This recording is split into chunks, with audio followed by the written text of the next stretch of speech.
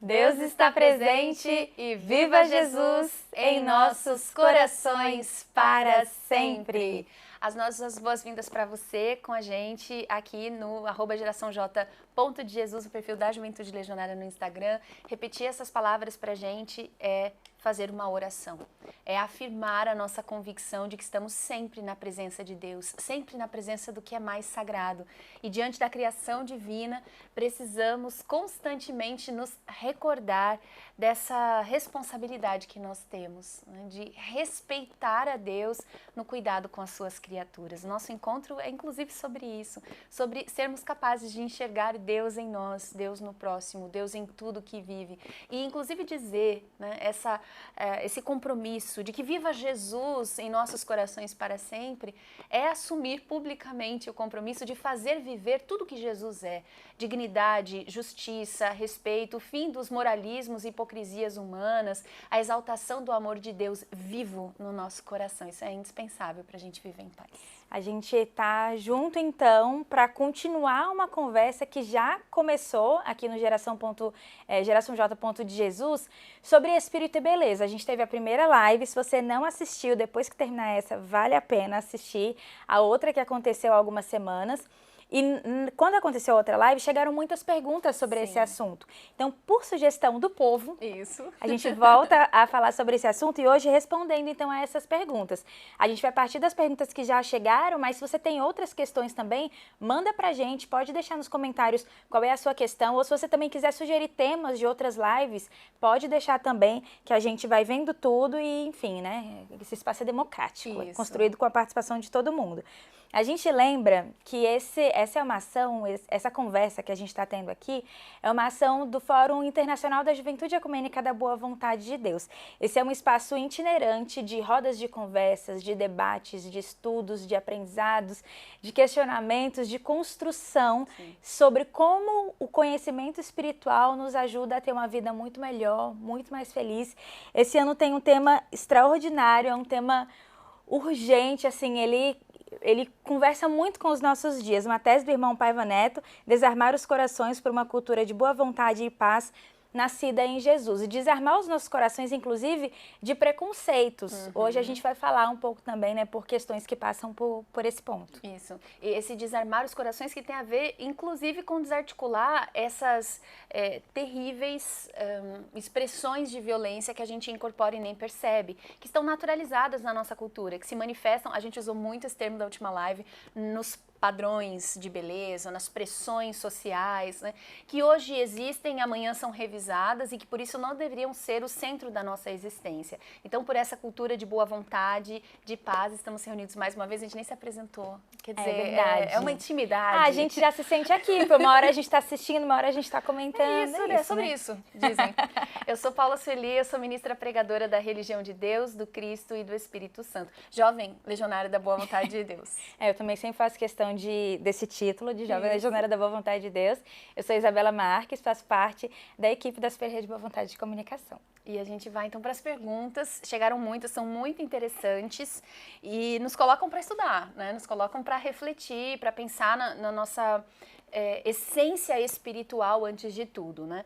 A Isabela já indicou para quem não assistiu ainda, assistir a primeira parte, porque ali a gente parte, né, do Evangelho de Jesus, onde o Cristo vai nos explicando que na perspectiva espiritual nós somos o sal da terra, a luz do mundo. O nosso valor não depende das variações, das oscilações, dos modismos de cada tempo, mas às vezes é difícil a gente se lembrar disso, né? Sim. E uma ponderação que apareceu bastante no último encontro, queria até pedir a gentileza da Isabela encontrar alguma pergunta desse tipo, que me ocorreu depois, né? Inclusive que a gente vai assistir, né, depois da live.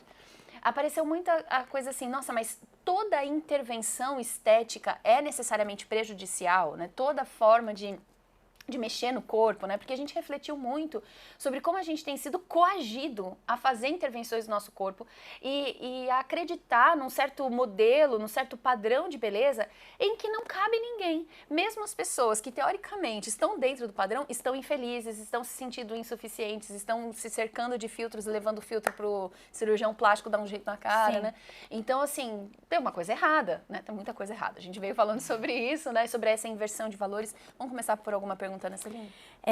Bom, vamos então começar com uma pergunta que vai bem nesse ponto. A pessoa mandou assim: no caso de mudanças estéticas que são feitas para manter a vida ou o bem-estar de uma pessoa, ou em casos de pessoas que sofrem queimaduras, por exemplo, como isso é visto no mundo espiritual? Bom, gente, primeiro que assim, a gente precisa se lembrar que o sentido espiritual é a grande segurança da nossa vida, né? Então a pergunta ela já traz a resposta, porque ela está falando em intervenções para melhorar a qualidade de vida das pessoas, né? Jesus no Evangelho, eu vou até pegar esse versículo especificamente, nos diz, ó, Evangelho segundo Marcos, capítulo 9, versículo 41. Qualquer que vos der a beber um copo de água em meu nome, porque sois discípulos do Cristo, em verdade vos digo que não perderá o seu galardão. Se um copo d'água que a gente entrega para alguém, para essa pessoa viver melhor, tem essa força espiritual, quanto não valerá essa revolução de autoimagem que pode ser oferecida para ajudar aquela pessoa que passou por uma experiência traumática, um acidente, uma queimadura muito grave, né, que alterou profundamente a sua constituição física. Inclusive, isso geralmente gera muitas consequências para a mobilidade da pessoa, né? Não é só o aspecto que já é muito importante, claro, né, da imagem, da autopercepção e da relação com as outras pessoas em sociedade. Existem outros danos também. Então, quando a gente pensa em quanto a medicina avançou, quantos recursos foram criados, né, para ajudar as pessoas na recomposição de órgãos, na qualidade de vida. Então, se um copo d'água fria é reconhecido por Jesus como meritório em nós, a ponto de nos dar um galardão espiritual, Deus, essas intervenções que existem para melhorar a vida das pessoas, que vão dar qualidade de vida, que vão dar tranquilidade de alma, que vão aumentar a mobilidade física, a mobilidade social, que bênção dos céus, né? Nós podemos vê-las dessa forma, essas intervenções. Agora, o que é preciso a gente sempre refletir é sobre isso, né? Qual é o uso que está sendo feito socialmente, né? Porque muitas vezes a gente tem visto as diferenças dos corpos sendo tratadas como deficiências e defeitos dos corpos. Então, assim, nariz bom é nariz tal, cabelo bom é cabelo tal. E que isso vai mudando constantemente, né? Isso, depende do grupo que está no poder, depende do interesse do mercado naquele momento, depende da onda midiática desta hora. Então, aí a gente já está tocando em outros termos, né? Mas é isso, a gente não, em nenhum momento a gente vai endemonizar, né, a medicina e a sua contribuição para a qualidade de vida das pessoas, inclusive porque na religião de Deus, do Cristo e do Espírito Santo, nós entendemos que a medicina é uma expressão da sabedoria de Deus, né? É uma expressão do conhecimento. Meu pai diz isso, né? Que a ciência é essa bendita criação de Deus, né? Quando está a serviço do bem das pessoas, né? Dos povos. Mas aí acho que uma diferença que é importante é a gente entender quando isso é uma necessidade, realmente, e quando isso, na verdade, é algo que a gente pensa que é uma necessidade. Porque aí a gente precisa olhar de um jeito muito crítico, porque tem muitas ideias que a gente entende do que é belo e do que não é, do que é uma boa aparência, do que não é, do que causa orgulho, do que não causa, e que são coisas que estão muito introjetadas no nosso jeito de ver o mundo, desde quando a gente é criança. Então tem coisas que a gente não tem nem consciência, que a gente acha que é mais bonito, mas a gente nem sabe que acha que é mais bonito, nem sabe por quê. E não é gosto pessoal. E não é gosto pessoal, é uma construção social. Né? Então, se a gente não se questiona isso, é muito fácil da gente incorporar as pressões como necessidades. E aí a gente naturaliza as intervenções cirúrgicas, estéticas, como se fosse uma necessidade. Isso. Ou como se fosse uma coisa que realmente tivesse ali na base da nossa autoestima, e a gente até vai trazer uma pergunta bem específica sobre isso, né? Sobre como construir a autoestima quando a pessoa não se sente à vontade, né? Quando a pessoa não se sente bem com o corpo. Mas esse é um ponto muito importante. E isso tem a ver, inclusive, Paula, com uma outra pergunta que vai nessa linha também. A pessoa perguntou assim: dentro da reflexão sobre o benefício espiritual de se fazer determinada intervenção, é importante refletir que toda intervenção, por mínimo que seja, pode gerar um risco à saúde. E aí ela pergunta: vale a pena correr o risco? Pois é. Essa relação, a gente até discutiu bastante na primeira live, né?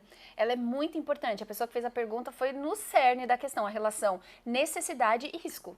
Porque muitas necessidades, inclusive de proteção à nossa saúde, vão envolver riscos. Então, por exemplo, você vai fazer uma consulta médica, o médico fala: olha, a gente vai precisar tirar a sua vesícula.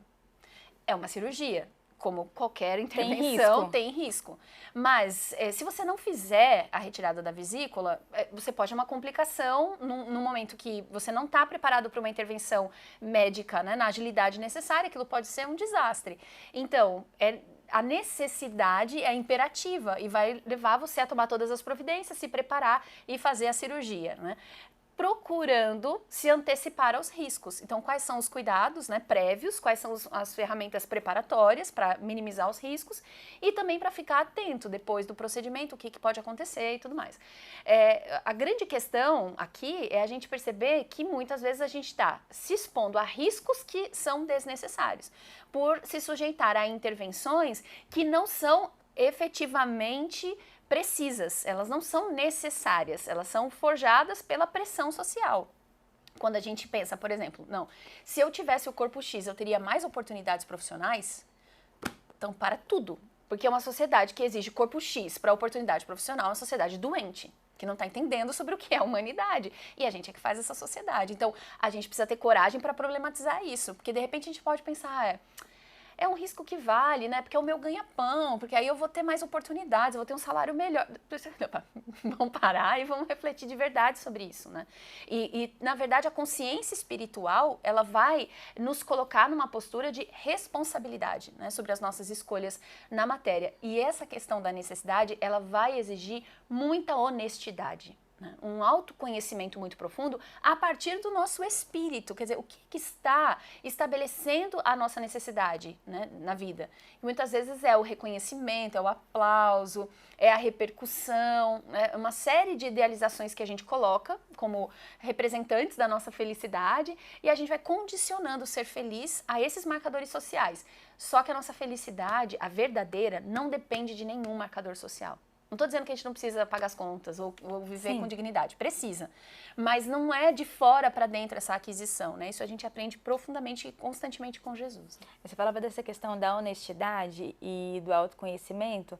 E aí eu acho que para esse ponto específico, né, da gente entender essa relação de custo e benefício, né, do risco e do quanto aquilo vale a pena, realmente a gente precisa mergulhar na nossa consciência, porque é uma resposta que ela é muito individual nesse sentido. A gente precisa compreender quais são as questões que nos tocam e por que elas nos tocam, porque não é justo também a gente fazer alterações no nosso corpo, alterações de qualquer natureza, porque a gente está se sentindo desconfortável na nossa pele por algo que foi criado, por algo que é externo, né?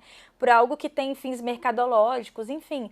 É absolutamente injusto. Sim. Então, a gente precisa questionar nesse nível para a gente não sentir que a gente está se rendendo a essa pressão. Não sentir que a gente está indo nessa onda, né? E fazendo um investimento que é um investimento financeiro, sim, um investimento do nosso corpo que fica ali e, enfim, quantos casos a gente acompanha de coisas terríveis, muitas vezes, que acontecem. Sequelas, né? Isso, por coisas que não seriam necessárias. Então, eu estava pensando aqui que, inclusive, tem um risco de morte. Sim. Né, para qualquer intervenção cirúrgica, né?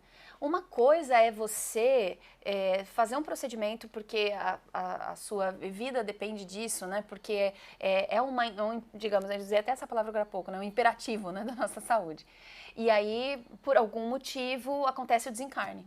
E aí alguém pode pensar, nossa, mas a pessoa fez a cirurgia querendo se salvar e acabou desencarnando. Bom, ela fez tudo o que ela podia, né? Tomou as providências, fez o acompanhamento médico, utilizou o recurso necessário para devolver a sua saúde e voltou para o mundo espiritual, ok? É diferente de ter se recusado a tomar essas providências e o desencarne acontecer, né? Ou fazer uma interferência, uma intervenção, né, desnecessária e isso acabar levando ao desencarne, né?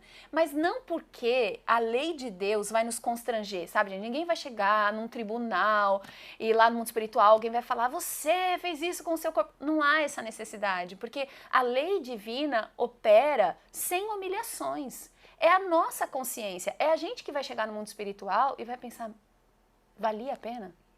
Eu tomei todas essas decisões, eu gastei tanta energia, porque não é só a morte em si, né? Mas é o que você estava falando, é o dinheiro, é o tempo, é viver ansioso pelo que os outros vão achar da gente, do corpo, do cabelo, da maquiagem, de tantas outras coisas e quer dizer, é isso mesmo? Quanto que isso levou de mim? Né? É a nossa consciência, porque do ponto de vista espiritual, a gente está aqui na Terra, todo mundo está, com um propósito muito maior do que esse de pagar as contas e cumprir obrigações sociais. A gente está aqui para evoluir espiritualmente. Se a gente se perde desse foco, a vida perde o sentido, a gente perde muito tempo e existem muitos relatos espirituais, né, que nos falam da tristeza de chegar lá em cima e falar, não era sobre isso, eu perdi todo esse tempo, né?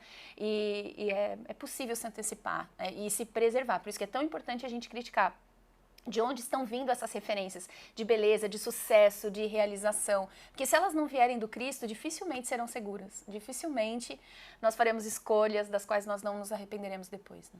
A gente tem uma pergunta que passa por um ponto que você falou, Paula, dessa questão do quanto a gente vive numa sociedade em que oportunidades de trabalho ou crescimento profissional muitas vezes está associada a essa questão da aparência e tudo mais, né? Então a pessoa perguntou assim, vale a pena, pelo lado espiritual, me manter num trabalho onde tem muita pressão estética e me faz mal? Bom, de novo, eu acho que é uma pergunta que já tem a resposta na pergunta, né? Então, antes de ir para a resposta que já está na pergunta, queria só lembrar que muitas pessoas estão assistindo a gente agora e estão vinculadas a empregos dessa natureza, dos quais não podem abrir mão. Então, por exemplo, às vezes a pessoa para trabalhar numa loja de um shopping, ela tem essa exigência, tem que ter o corpo X, porque tem que usar as roupas da loja, as roupas da loja têm um limite de numeração, não sei o que lá. E, obviamente, que não sei nem usar essa palavra, porque não é nem no ideal, é no mínimo da dignidade social possível, ninguém deveria ser constrangido a um absurdo desses. Sim. Mas muitas vezes a pessoa precisa daquele emprego para sobreviver. Então não é simplesmente vai lá, joga pro alto, né?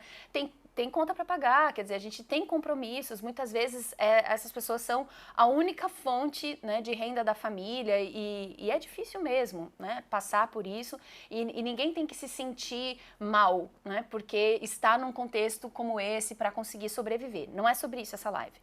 Mas a gente precisa olhar para essas situações de uma forma muito crítica e muito solidária e tomar as providências para romper com isso. Né? Quais são os próximos passos para que eu não precise ficar num ambiente que me constrange, que me faz mal, né? Que me considera inadequada ou inadequado, ou que se não me considera o corpo de alguém inadequado, né? Porque aquela numeração de roupa está dizendo qual é o tipo de corpo que é ali, que cabe naquela loja, né?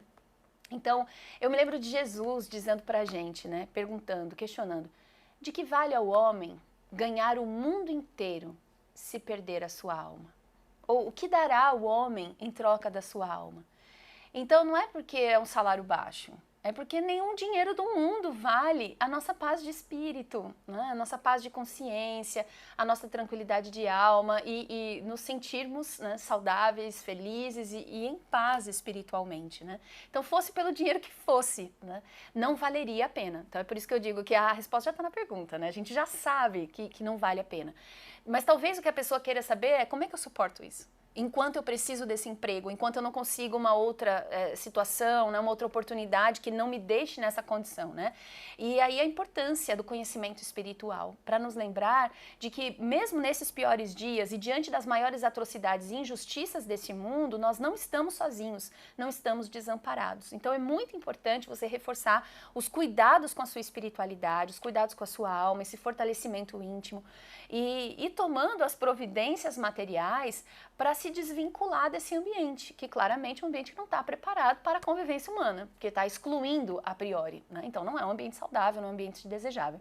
A gente está trabalhando todos os dias aqui na Juventude Legionária, na religião de Deus, do Cristo e do Espírito Santo, com a propagação dessa consciência, para que isso não exista mais, para que ninguém mais sinta essa pressão estética, por exemplo, no seu ganha-pão.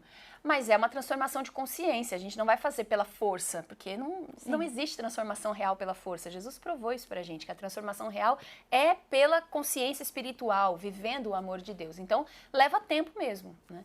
Então a gente precisa se fortalecer espiritualmente para tomar as providências ligadas à nossa sobrevivência, como a gente vai se blindar, né? Como a gente vai usar o espaço que tem para manejar a liberdade que tem, até convidar as pessoas a refletirem nesse ambiente de trabalho, por que não? E não havendo mudança, se preparar para a próxima oportunidade, né? Para trabalhar num lugar que nos trate com dignidade, porque nada vale, né?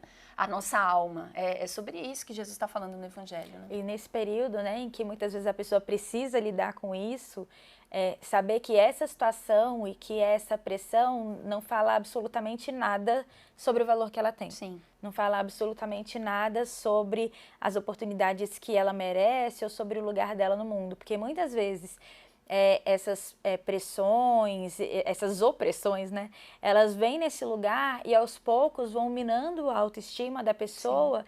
De tal maneira que a gente começa a acreditar que a gente está naquele lugar porque a gente está errado. E a gente começa a introjetar a lógica de quem não está com uma lógica saudável, de quem está com uma lógica, trabalhando com uma lógica excludente. Então, durante o período que tiver que passar por isso, né, e existem tantas outras situações que às vezes as pessoas precisam suportar por um período sem que elas possam, né, se libertar de imediato, entender isso, alimentar isso, para que essa parte que é mais sagrada, né, essa luz, essa força interior que Jesus está nos falando não seja afetada, não seja diminuída durante esse processo, né? Tem mais uma pergunta que chegou, que a Luísa mandou aqui, chegou agora há pouco, e tem a ver com um ponto que você trazia agora há pouco, da Vitória, acho que é isso. Ela perguntou assim, se a pessoa faz uma cirurgia sem necessidade relacionada à saúde, apenas para estar nos padrões e desencarnar durante o procedimento, que era o ponto que a gente falava, e ela pergunta, é considerado suicídio? Olha, Vitória, eu acho que eu antecipei sua questão porque eu trouxe este livro, Sagradas Diretrizes Espirituais da Religião de Deus, do Cristo e do Espírito Santo. No 3º volume, a gente tem um capítulo aqui sobre as diversas formas de suicídio e suas terríveis consequências. E a pregação da religião de Deus sobre o suicídio, ela é muito pioneira, não tem outra palavra, assim, enquanto para muita gente o tema ainda é tabu, desde os primórdios da religião divina a gente fala abertamente, combate abertamente, discute abertamente as dores que levam as pessoas a cogitar a morte. Mas tem um aspecto dessa pregação que é muito singular e que tem a ver com a pergunta da Vitória, que é: o suicídio não acontece apenas quando a pessoa deliberadamente atenta contra a sua vida, né? E o irmão Paiva explica sobre isso nesse capítulo, que existem muitas formas de suicídio. Toda vez que nós antecipamos a nossa morte, que a própria pessoa coopera com o encurtamento da sua vida, ou com a morte das possibilidades de vida, então, com a morte da sua missão, com a morte da sua dignidade, da sua ética, isso é suicídio do ponto de vista espiritual. Porque o suicídio é atacarmos a nossa missão espiritual, é impedirmos o nosso espírito de cumprir integralmente aquilo que ele se propôs antes de renascer neste mundo. E ninguém precisa ficar com uma ideia de que, então existe, eu até falei dessa coisa do tribunal, né? Existem fiscais da moralidade espirituais que vão ficar falando, você é suicida, você não era. Esse julgamento, perfeito. Essa avaliação, ela não é exterior. Embora existam, né, muitos espíritos que passaram por essa experiência traumática que relatam ouvirem vozes, né, outros espíritos fazendo essa acusação. Mas quando a gente mergulha no tema, a gente descobre que esses outros espíritos estão estimulados por aquilo que está na consciência culpada daquela pessoa, que se vê antes da hora no mundo espiritual, percebeu que causou a própria morte e entra num choque espiritual espiritual, né, numa paralisação moral que vai se refletir em uma condição física. Porque o corpo material fica na matéria, fica na terra, mas o nosso corpo espiritual, que aqui a gente também chama de perispírito, ele é extremamente sensível. E ele vai se moldar às novas características, né, de cada momento da vida do espírito. Então, se a pessoa cometeu qualquer atitude que antecipou sua chegada ao mundo espiritual, isso causa um trauma, que a gente poderia dizer físico, né, porque é uma espécie de corpo, esse que protege a nossa identidade espiritual. E esse trauma é sentido e o perispírito se ressente disso, ele vai demorar muito tempo para se curar. Quanto tempo? Depende. Depende de quanto tempo essa pessoa tinha ainda para cumprir de vida aqui na Terra. Depende de como está a sua consciência naquele momento, porque as culpas associadas ao suicídio, elas não são apenas por perceber, nossa, eu fiz uma escolha infeliz, né? Eu tinha que ficar na Terra e não fiquei mais. A culpa está relacionada à percepção de quantas pessoas são afetadas por essa escolha, né? Algumas são bem óbvias para a gente e outras não são, né? Tem pessoas que nós nem conhecemos ainda e que vão mudar a nossa vida e nós vamos mudar a vida delas, né? Então esse impacto do ponto de vista espiritual é muito pesado. E a nossa sensibilidade, agora não só física, motora, mas a nossa sensibilidade emocional é muito maior quando nós estamos fora da carne. Então é muito difícil para o espírito organizar o que sente, o que pensa, né, o que se cobra quando chega nessa condição, né, no mundo espiritual.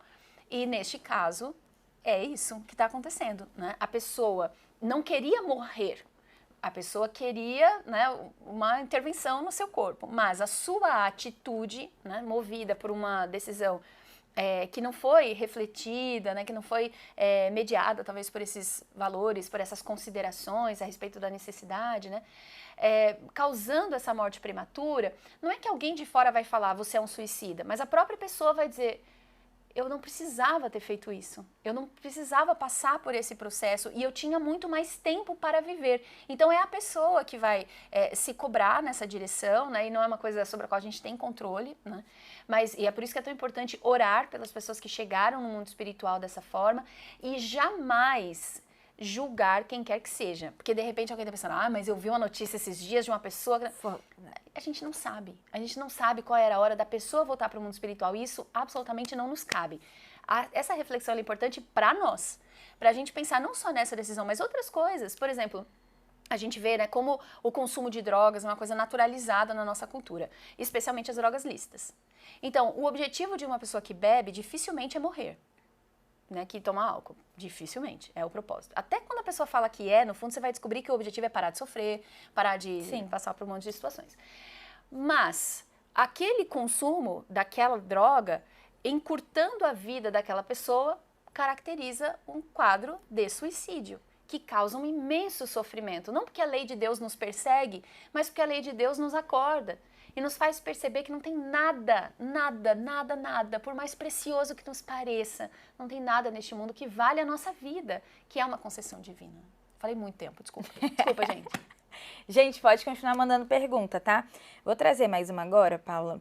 Na verdade é um comentário, mas eu acho que vale também, né, o olhar da religião divina sobre essa questão.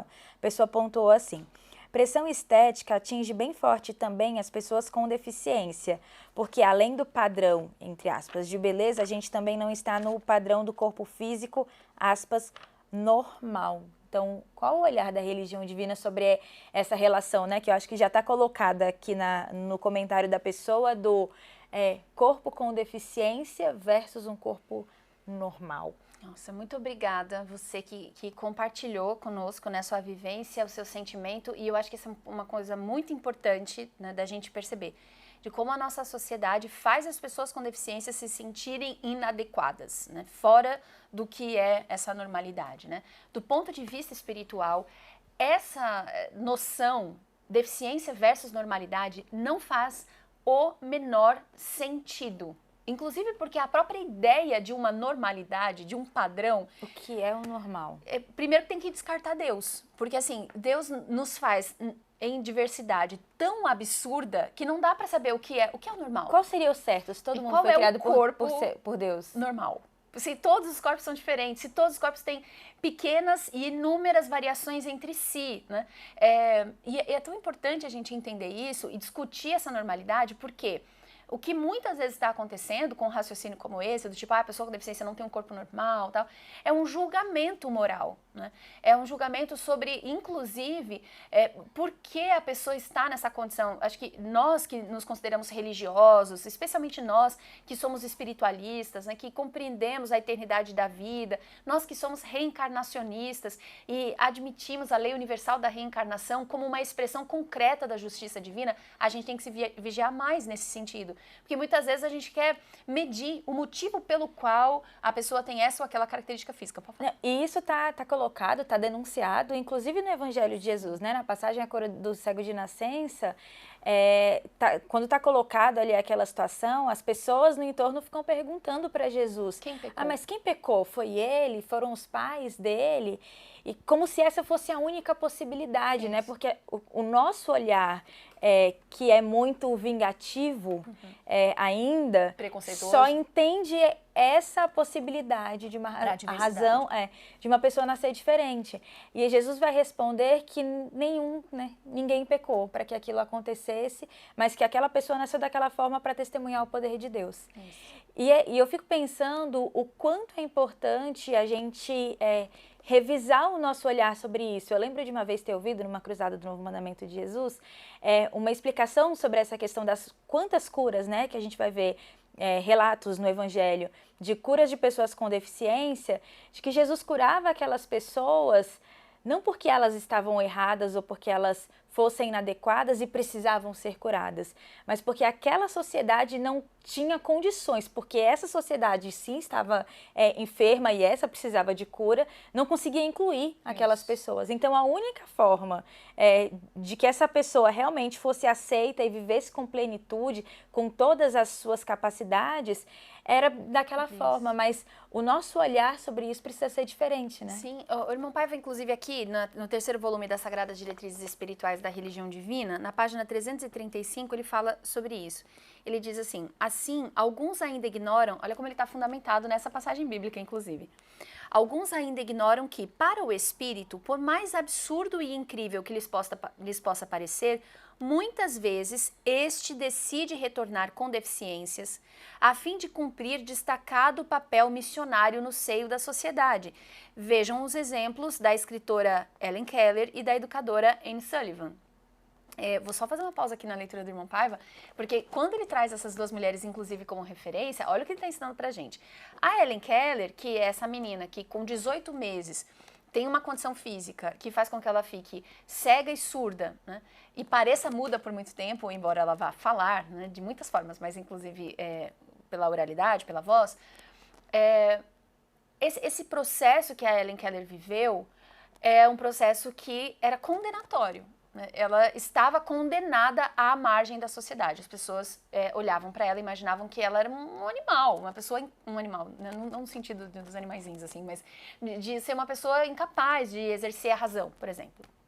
Porém, o espírito dela é tão expressivo, né? A história de vida dela demonstra a grandeza do seu espírito de uma forma tão retumbante, né, que ela vai se tornar, e claro, com o apoio da Anne Sullivan, né, da sua educadora, que inclusive também era uma pessoa com deficiência, ela foi cega, passou por uma série de tratamentos e tal, tinha uma visão baixa, né? Mas o que a gente vai descobrir com a Helen Keller é que aqueles bloqueios aparentes daquela sociedade não eram suficientes para calar a grandeza do seu espírito. Então, ela vai abstrair a noção da linguagem, por exemplo, né? A ideia de que existem códigos para a gente interagir, para a gente se comunicar, né? Uma pessoa que nunca viu essas referências, que nunca ouviu essas referências e que vai se comunicar com tanta grandeza, né? Ela, inclusive, vai se formar na universidade, vai estudar numa das sessões femininas de Harvard, né? Vai ser uma grande ativista dos direitos humanos, meu pai vai dizendo, uma grande escritora. Tudo isso que ela passou, quando a gente olha para essa pessoa que viveu com tantas discriminações e que teve tantos nãos, né, impostos, isso é um recado tão importante para nós a respeito urgência da inclusão, né, e da necessidade de não admitirmos nenhum padrão como o normal, né, porque a força de um espírito dessa envergadura é a força que faz a gente revisar o tratamento dado a milhões de pessoas hoje.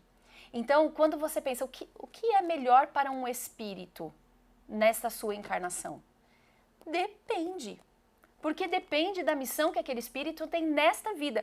Para o que a Helen Keller precisava nos ensinar, né? Então ela é uma mulher estadunidense que viveu há décadas, né? Ela precisava ensinar a Paula Sueli, que é uma pessoa que vive agora, no século XXI, no Brasil. Mas como é que eu ia conhecer essa pessoa, né? Com todas aquelas lições? Com esse exemplo retumbante, né? Então, para o tipo de ensinamento que ela era responsável por trazer ao mundo, aquela era a condição ideal. Então, a gente precisa abandonar a noção de normalidade, né? E entender que Deus nos concederá sempre, do ponto de vista do corpo, que a gente vai viver aqui na Terra, as condições ideais para o aprendizado de cada encarnação. Na sequência do texto, o irmão Paiva fala que existem também circunstâncias que são de resgate físico. Resgate moral, resgate espiritual. Ele diz, além do mais, esse cenário também pode configurar uma prova com o objetivo de livrar-se de desvios do passado e surgirem luminosos como espíritos libertos. Erros não apenas referentes ao ser reencarnante, mas também aos pais, que por isso no mundo espiritual prometeram dar ao necessitado de vencer as provações a oportunidade de voltar à carne. E nesse esclarecimento, ele faz isso o tempo todo na sua obra, o meu pai nos ajuda a entender uma coisa muito importante, que é, não é a deficiência em si que é o resgate, né? Porque existem muitas pessoas que não têm nenhuma deficiência e que têm resgates morais, espirituais tremendos. E a gente perde muito tempo, e aí a gente precisa vestir a carapuça, nós religiosos, né, espiritualistas, reencarnacionistas, a gente precisa vestir primeiro a carapuça, porque assim, a gente vai discutir por que uma pessoa nasceu com um olho azul. O que será? O que será que ela fez na última encarnação, Isabela? Quer dizer, não, primeiro porque isso não faz o menor sentido, e depois porque a gente nunca vai saber essa resposta. Ela não tem nenhuma relevância. Se isso tivesse alguma importância, a gente se lembraria dos motivos pelos quais a gente nasceu na família que a gente nasceu, a gente tem, né, essa ou aquela característica física, então... Acho que esse é um ponto muito importante. Primeiro, abolir essa noção de normalidade, né? Porque não existe padrão, não existe referência, nós somos todos diversos. E depois entender que a presença ou não de deficiência não é o sinalizador, né, de resgate, porque existem pessoas, todos nós temos resgates espirituais, todos nós temos provações, nem todos temos deficiências. Agora, uma coisa é certa, a nossa sociedade precisa se curar do preconceito, do capacitismo, dessa noção absurda que coloca as pessoas com esse sentimento, né, de inadequação constante. E isso vale tanto para a questão das pessoas com deficiência, quanto para outras razões que socialmente servem para a marginalização de pessoas. Sim. Então, a gente tem marginalização de pessoas por conta da cor da pele, por conta do gênero, por conta da orientação sexual, por uma série de questões, e que muitas vezes a gente reproduz essa lógica muito limitada que a gente tem sobre a reencarnação como um mecanismo de punição, e não como uma oportunidade para testemunhar o poder de Deus, porque no fim é essa a missão de todo mundo, né? Sim, que Deus é esse que nos pune, nos fazendo renascer no mundo. Quer dizer, isso não faz o menor sentido, porque Deus, para ser Deus, precisa ser perfeito, para ser perfeito não pode ser um tirano, um vingador, né? E quando a gente percebe, graças a Jesus, inclusive, né, que vai nos revelar Deus de amor, Deus como amor, João anota lá na primeira epístola. Então, Deus como oportunidade, Deus como renovação da esperança, Deus como chances para nos desenvolvermos e para aprendermos a viver como irmãos. Aí faz, inclusive, mais sentido para a gente a própria diversidade que Deus imprimiu em tudo que Ele fez, em tudo que Ele faz. Essa diversidade, ela precisa nos provocar. Quer dizer, ela está em todas as coisas e em todos os seres. E a gente ainda tem coragem de usar a diversidade como arma, como fundamento para atacar quem quer que seja, né? E esse ponto da reencarnação, ele é muito sério, inclusive, por quê?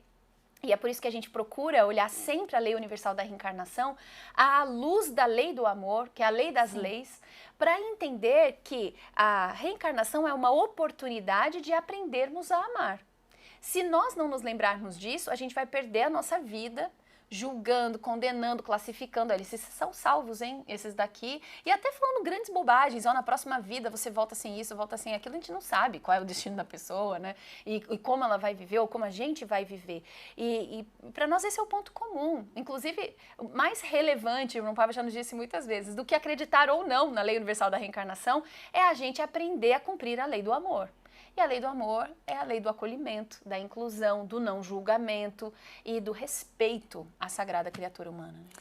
Tem uma pergunta, Paula, que eu acho que ela contempla questões de muita gente, né?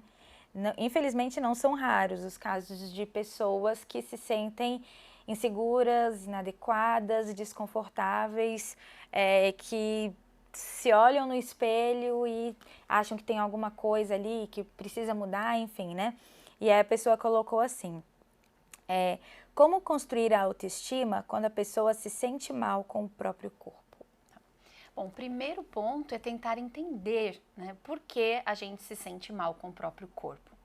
Essa investigação, ela dá muito trabalho e ela pode ser um tanto dolorosa. Dependendo do quanto isso impacta a sua vida, se isso de alguma forma te paralisa, se isso está reduzindo a sua capacidade de interação social, de trabalhar, de estudar, de se motivar para seguir em frente, talvez seja o caso, inclusive, de um acompanhamento terapêutico, para tentar investigar de onde vem esse sentimento de inadequação, de onde vem essa constante insatisfação.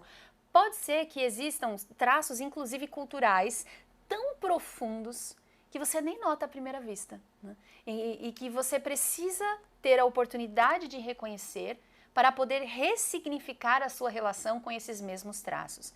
E isso é tão importante porque a gente está na matéria. O irmão Paiva sempre nos esclarece sobre isso, numa das grandes afirmações do livro Somos Todos Profetas. Estamos corpo, mas somos espírito. Quando ele diz isso, primeiro ele afirma a nossa circunstância. Estamos corpo. Então aquilo que afeta o corpo, afeta demais a gente, né? Porque não tem outra casa, essa é a casa. E aí a gente está o tempo todo nela, né? E tem muito espelho por aí, muita selfie, muita câmera. Exatamente, é difícil, né? Então nós estamos corpo. É claro que a gente é afetado por isso. Não dá para fingir que isso não tem impacto sobre nós. Tem. Mas nós somos espírito. E aquilo que nós estamos por um período muito curto. Mesmo as pessoas que alcançam, assim, as pessoas bem longevas, que vão viver 100 anos, talvez 103, 104, né? Mesmo essas pessoas, né, perto da sua eternidade, esse período de tempo é bem curtinho, né? Então, aquilo que elas são é muito maior do que o tempo que elas viveram aqui, né? Então, para este tempo, Deus nos concedeu este templo, né? Esta concessão sagrada que é o corpo que a gente vai utilizar enquanto está aqui. E aí, essa investigação desse sentimento de que as coisas estão erradas, desse sentimento de inadequação, ela precisa vir acompanhada de muita consciência espiritual. A gente entender que esse é um processo transitório, que a gente não vai ser esse corpo para sempre, não vai estar neste corpo para sempre. E que se esse corpo é desta forma, alguma coisa ele tem a nos ensinar, né? Isso é uma reflexão importante. O que eu tenho a aprender com este corpo? Cumprir esse aprendizado com muito respeito, né? Sem violar o nosso corpo, porque mesmo quando as intervenções sejam necessárias sobre esse corpo, né? Por exemplo, a gente falou de certas intervenções que são, assim, fundamentais para o bem-estar, para a autoestima, né? Sim. Por exemplo, existem pessoas que sofreram traumas, bullying sistemático, né? Por causa de alguma característica física, né? Já acompanhei vários casos assim, né? E aí a pessoa, depois de muito acompanhamento terapêutico, percebeu que não dava mais, precisava fazer uma intervenção e fez a intervenção, né? E o livre-arbítrio está aí, né? As pessoas têm direito de utilizá-lo e tal. E viveu bem, né? A pessoa viveu bem porque fez todo o processo, foi entender de onde vinha, fez tudo o que podia para ressignificar aquela experiência, né? A fala e a reflexão não foram suficientes para apagar o trauma, né? Então a pessoa precisou fazer um outro tipo de intervenção, ok. Mas um aprendizado aconteceu ali. E esse é o ponto muito importante. Se a gente não aproveitar a chance do aprendizado, aí a gente perde o sentido de estar aqui na matéria, né? E assim, gente, esse sentimento de inadequação, ele é muito comum e até, agora não é a palavra inadequação que eu queria, era ligado ao desconforto, isso. Esse sentimento de desconforto, ele é mais comum do que a gente pensa, e ele não quer dizer a falência do nosso ser. Eu vou contar uma história rapidinho, apesar de estar monopolizando a palavra aqui várias vezes. É uma história da irmã Ivone do Amaral Pereira, né? Muito querida, que já se manifestou muitas vezes na Quarta Revelação, a religião de Deus, do Cristo e do Espírito Santo, uma grande entusiasta da religião divina no mundo espiritual. E em uma das suas obras, ela conta uma experiência que ela teve, não sei se todo mundo sabe, mas a irmã Ivone era, na última encarnação, uma médium muito poderosa e uma médium de desdobramento. Então, ela viveu muitas experiências espirituais com deslocamentos espirituais, né? Uma coisa bem parecida com o que João Evangelista viveu, né? Eurípides Barçanufo também viveu aqui no Brasil, né? E aí a Dona Ivone conta que em uma dessas oportunidades, ela se viu fora do corpo e ela se achou muito linda em espírito. Assim, ela falou, meu Deus, eu sou linda. Foi uma revelação, assim, sabe? E ela olhava para o corpo e ela não queria voltar para o corpo porque ela não reconhecia aquele corpo. Ela achava o corpo horroroso, o corpo daquela vida, né? E aquele contraste, e assim, ela com muita humildade revela isso, né? Obrigada, irmã Ivone, por ter deixado essa reflexão pra gente. E ela fala desse impasse, que a vontade dela era tipo, não quero ficar nesse corpo aí, esse corpo não sou eu, né? E foi muito importante essa compreensão de que o corpo realmente não era ela e que o que ela era para sempre e que o corpo, aquele corpo que não a representava por inteiro, representava algo que era importante para esta vida, para o aprendizado que ela vinha viver e que ela vinha oferecer para outras pessoas. Então, acho que essa é uma reflexão bem importante para a gente, né? Porque acontece com todo mundo, acontece com um gigante espiritual, como é a irmã Ivone, né? E pode acontecer com a gente também, mas a gente não deve perder a oportunidade de fazer a reflexão espiritual sobre essa chance de estar aqui na Terra com este corpo. Né? Tem uma questão também que acho que é importante nessa pergunta, que é o como construir a autoestima quando a pessoa se sente mal com o próprio corpo, mas esse primeiro ponto, né? Como construir a autoestima? Então, existem muitos caminhos, né? Existem muitas coisas nas quais a gente ancora a nossa autopercepção, a nossa autoimagem. Então, muitas vezes isso vai estar na nossa aparência ou em marcadores sociais. Então, se eu estou num relacionamento amoroso, o meu nível de escolaridade, se o meu trabalho ele é reconhecido publicamente como uma coisa legal, ainda que todas as profissões tenham igual valor, né? Socialmente a gente dá mais valor para umas do que para outras. E muitas outras coisas. E acho que a gente precisa ter esse senso crítico também de entender que, primeiro, toda essa questão das pressões e dos padrões de beleza precisam ser questionados, né? Esse foi um ponto que você falou.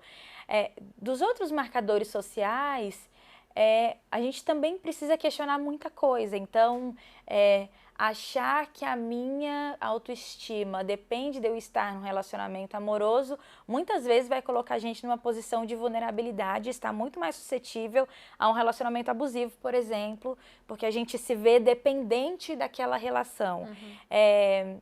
O nível de escolaridade, nossa, a gente está falando de um país que é tão desigual, então a gente vai buscar o conhecimento, né? A gente vai buscar entender as coisas, a gente vai buscar a nossa evolução, mas a gente também precisa ter o senso crítico de que a comparação, por exemplo, nesse sentido, ela é muito injusta, né? Porque a gente vive parte de realidades muito desiguais, né? As oportunidades de trabalho também, a gente passou bastante por isso, então todas as coisas que são materiais e nos quais a gente muitas vezes ancora a nossa autoestima, elas não são tão confiáveis. Uhum. Muitas vezes elas sequer estão no nosso controle, né? Sim. De repente a pessoa não está confortável com a aparência e aí vai fazer um monte de coisa, vai fazer dieta e vai fazer exercício físico, que é super importante, né? Por uma questão de saúde. Mas vai fazer com fins estéticos e às vezes não vai ter o objetivo que quer porque é uma constituição física. Que não tem, com um monte de coisa que roupas. Isso, porque é uma constituição física dela. Então, quando a gente ancora o nosso valor, né? Nessas coisas, a gente está ancorando em algo que é muito duvidoso, né? É algo que não vai oferecer para a gente a segurança que a gente precisa. Então, a gente precisa pensar em como construir a nossa autoestima por essa perspectiva espiritual, né? Sobre o que nos ensinou Jesus. E ele vai nos ensinar sobre os valores do Espírito, né? Jesus não coloca uma condição para que a gente tenha valor. Ele vai nos ensinar o caminho para a gente entender as nossas potencialidades espirituais. Alguém pode falar assim, nossa, mas eu não vivo os valores ensinados por Jesus, né? É difícil, eu não consigo viver todos eles ainda. Jesus não está pedindo para a gente perfeição, né? Ele fala que é na vossa perseverança que salvareis as vossas almas. Então, a nossa autoestima, ela precisa estar muito ancorada na vivência desses ensinamentos de Jesus. No esforço cotidiano. No esforço cotidiano. Então, à medida que a gente vai compreendendo isso, a gente vai realmente percebendo o nosso valor pelo quanto a gente se esforça, porque o que acontece com o nosso esforço sai do nosso controle. Né? Isso é tão importante, a gente está no Maio Laranja, né, nessa campanha, aqui no Brasil tem gente de vários países assistindo a gente, participando, mas no Brasil a gente tem uma mobilização nacional de combate ao abuso e à exploração de crianças, adolescentes e jovens, né, no mês de maio. E eu estava pensando naqueles estudiosos do comportamento humano, psicólogos, né, psicoterapeutas, que alertam para o fato de que a autoestima fragilizada, né, a baixa autoestima, tende a fazer as pessoas se sujeitarem com mais facilidade a essas condições, né, de abuso. Então, pode ser mais difícil para essa pessoa quebrar o silêncio, né? Dizer que alguma coisa está errada, pedir ajuda. Então, fortalecer a autoestima mesmo, né, em todos os sentidos, a começar por essa estruturação espiritual, é uma medida protetiva, inclusive em relação aos abusos sexuais, a violência sexual. Porque de certa forma, e a gente até conversava sobre isso, né, Isabela, nos bastidores, os abusadores manipulam essa nossa fragilidade, nos convencem de que nós somos pequenas e pequenos e não merecemos respeito, não merecemos nada melhor e precisamos nos sujeitar àquela condição de violência, o que não é verdade nunca. Mas pode ser difícil romper com essa falácia, com essa invenção, se a gente não souber quem a gente realmente é. E aqui na página 122, né, do 3º volume das Sagradas Diretrizes Espirituais da Religião Divina, o irmão Paiva diz: o ser humano é dotado de desconhecidas potencialidades divinas, que um dia a extraordinária ciência há de desvendar. Não estamos circunscritos aos 5 sentidos físicos e nem mesmo às restritivas dimensões materiais, sejam lá quantas forem. Quer dizer, não é a classe, não é se teve acesso ao estudo ou não, não é o tipo físico, não é o aplauso, não é isso que vai ditar o nosso valor. Nós temos competências divinas, infinitas, que a gente nem conhece ainda. E olha só o que ele vai dizer e como isso é importante para descobrir assim, qual é o meu caminho para fortalecer a autoestima. Muitas vezes se alcança pelo coração o que demora a vir pelo cérebro. Às vezes vai demorar para a gente se convencer racionalmente, porque todos os padrões são o contrário do que a gente é. Já falei, isso aí eu não presto para o mundo, não fecha essa conta, né?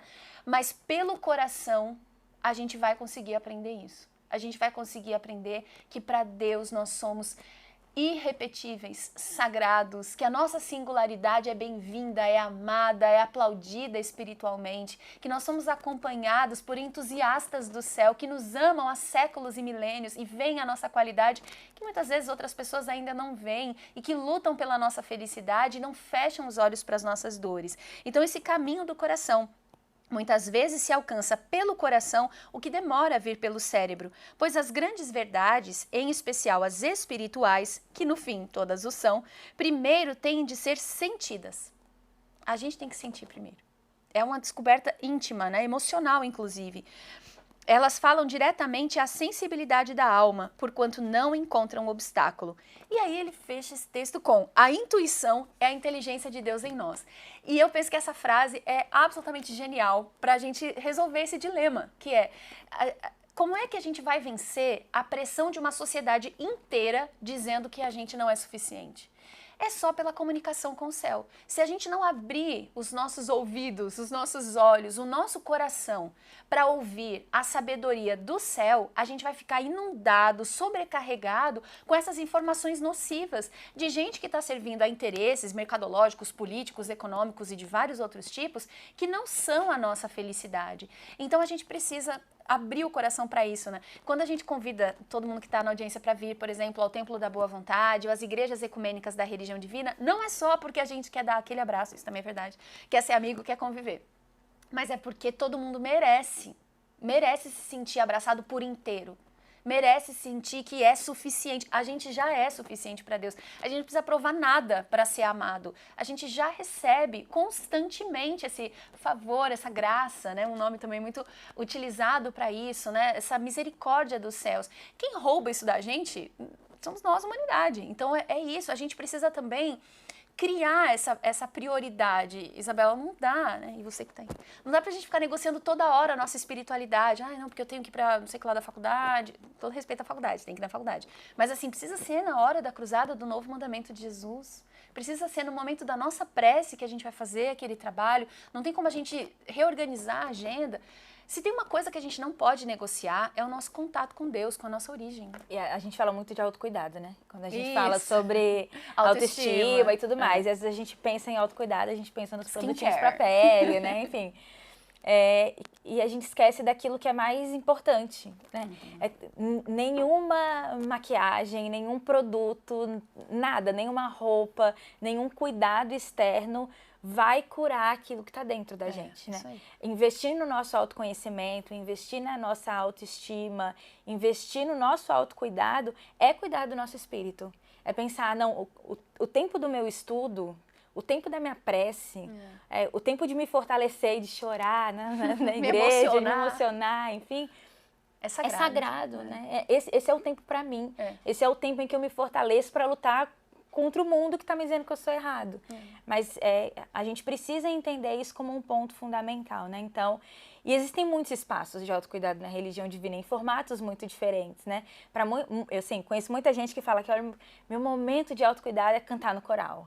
Meu momento de autocuidado... representado. Não é terapia, mas é terapêutico. Estudo, gente.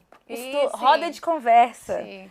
Enfim, são muitos espaços, né, que tem de diferentes maneiras. Esses assuntos, inclusive, têm sido discutidos, né, nos estudos da pré-juventude, da juventude também, que são esses momentos da gente parar e pensar em quem a gente é. E pensar em qual é o nosso papel no mundo. E problematizar as questões que o mundo nos coloca à luz da espiritualidade ecumênica. Então, reservar um tempo para isso, não abrir mão, assim, acho que é um gesto assim de rebeldia, de dizer, eu não vou desistir de mim, eu vou cuidar do meu espírito. Isso, é perfeito, acho que você tocou na palavra, quando o irmão Paiva nos chama de rebeldes de Jesus, né, inconformados com a injustiça que massacra o mundo, ele está falando, sejam resistência. Sejam, não é só proponham resistência, vivam essa resistência, façam do Espírito eterno e do amor de Deus que está nesse Espírito o centro da realização de vocês. E as outras coisas a gente organiza e faz e vive e tudo bem, né? E a gente se sente, de repente, confortável na própria pele, né? Para cumprir até... Porque a gente entende o nosso valor espiritual. Isso, né? Até o fim, além do fim. E isso vai... Então, gente, se deixar... A produção está falando aqui que o tempo está acabando, se deixar a gente vai mais 2 horas. Porque acho que isso tem a ver com o que vem pelo coração, né? Quando a gente pensa que não, a gente se sente com mais valor. A gente começa a entender as nossas potencialidades, a despeito de tudo aquilo que é externo. E aí não fica dependente da validação externa, né? Não precisa, tá aqui. Opa, desculpa o microfone, mas tá no coração, vocês entenderam. Gente, acabou o tempo. Acabou. Foi muito bom estar com vocês. Mandem outras perguntas, queremos organizar outras lives deste tipo e nos formatos todos que vocês quiserem. Podem mandar todas as sugestões, temas, questões. Isso, mandem, gente, não deixem de deixar Bom, né? Não deixem de colocar nos comentários as perguntas, os assuntos que vocês consideram que são importantes e que querem entender à luz da espiritualidade ecumênica, que a religião divina sempre nos esclarece. É isso mesmo, uma honra estar aqui. Quero aproveitar essa oportunidade para agradecer ao irmão Paiva, cuja valentia nos inspira. Se a juventude ecumênica da boa vontade de Deus existe, se esse espaço existe, se a gente pode falar de todas essas coisas com liberdade, com tabu, com chance de refletir para além do imediatismo da matéria, é pela coragem dele, que Deus o abençoe sempre. E mandar um abraço muito especial aos jovens legionários da boa vontade de Deus, do Brasil e do mundo inteiro, que estão todos os dias na rebeldia do Cristo, sendo resistência no amor de Jesus aqui na Terra. Que Ele os abençoe cada vez mais. É um orgulho estarmos juntos, vivemos nesse tempo todos juntos. Que honra estarmos a serviço do Cristo nesse tempo de tantas dores, desse adoecimento da Terra que passará. Ficará mesmo, é a palavra do Cristo de Deus, o seu amor universal, inundando o mundo de esperança, de boa vontade, né, de horizontes melhores. Bom, a live vai ficar no feed, então compartilhem com os amigos, com os colegas, com os parentes. A gente sabe que esse é um assunto de interesse público, então não deixem de espalhar a palavra. É isso. Vamos lá. Deus está presente? Viva Jesus em nossos corações para sempre.